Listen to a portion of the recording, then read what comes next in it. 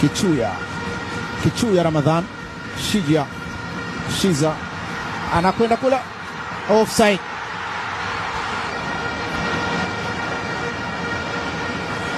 Ulinyunyizwa mpira na Shiza Kichuya kumtafuta Ajib, na Ajib akatumbukiza ule mpira ndani ya kimia, lakini akaambiwa kwamba tena.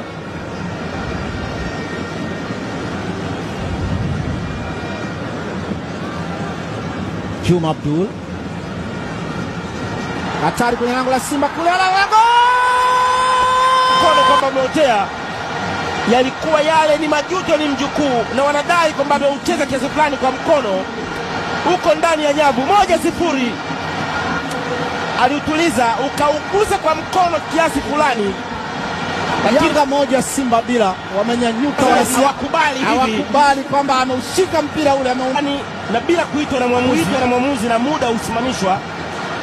Sasa viti vinang'olewa, vinatupwa, vurugu mtindo mmoja. Mashabiki wa Simba ni kama wamesusa, hawataki tena. Kichuya tandika kwa waelewi hivi, amepita kati ya wachezaji wawili, Kaseke na Tambwe, na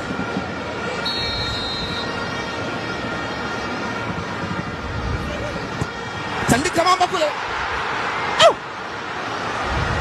Pigo mpira chini. Nini kile kimetokea? Na moja.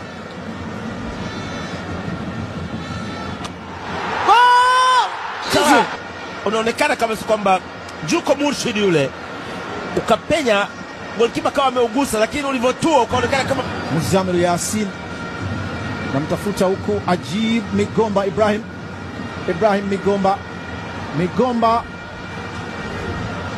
ameaminiwa badala ya Msuva, na kuna watu walikuwa wakijiuliza kwamba anawezaje kuaminiwa kuliko Msuva. 16 bao la Hamisi Tambwe bado linadumu kuwa ndio pekee katika kazi moto. Yule aliingia, yeye ndiye alikuwa na mpira, kwa hiyo Kamusoko ndio akaambiwa wewe. Bokungu kona. Kichuya, Shiza Ramadhani. Kichuya anamimina ndani kule. Kichuya alichungwa sana, anatinga moja kwa moja ndani ya nyavu. Kijana huyu maridadi anaandika goli lake la 5 na goli la kusawazisha kwa timu yake siku hii ya leo. Goli la pili la kona ya Shiza Kichuya na